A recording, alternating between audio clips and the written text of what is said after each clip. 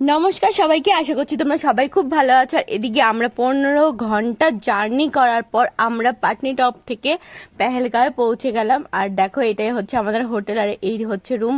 হোটেলে এসেই সৃজিতা শুয়ে পড়েছে, কেন কি ওর খুব শরীর খারাপ ছিল। লাস্টে একটুখানি ম্যাগি খাচ্ছিল, কেন কি সারা দিন বমি করেই গেছে। এদিকে আমিও একটু টেস্ট করে নিচ্ছিলাম যে হ্যাঁ, কাশ্মীরের ম্যাগিটা কেমন খেতে হয়। খুবই টেস্টি ছিল, এত ভালো লাগছিল, কিন্তু আমি বেশি খাইনি। আর এদিকে চলে এসেছিলো আমাদের স্যান্ডউইচ, এত টেস্টি বানিয়েছিল। এগুলো সবই বানিয়েছে হচ্ছে গিয়ে আমাদের যে ট্যুর ট্রাভেল সে। তো এখানে খাওয়া দাওয়ার পর আমরা একটু বাইরে গেছিলাম। এদিকে সীতা কান্না করছে। আর এখানে রাতের খাবারে ছিল ফিশ ফিঙ্গার, ডাল, চিকেন। এসব খাওয়া দাওয়ার পর আর পেহেলগাঁওতে এত শীত ছিল কি বলবো, মানে শরীর গরমই হচ্ছিল না। খাওয়া দাওয়া করে কতক্ষণে রুমে গিয়ে মানে 2-3টে কম্বল ছিল। আর এই ব্লগটা এখানেই শেষ করছি, বাই বাই।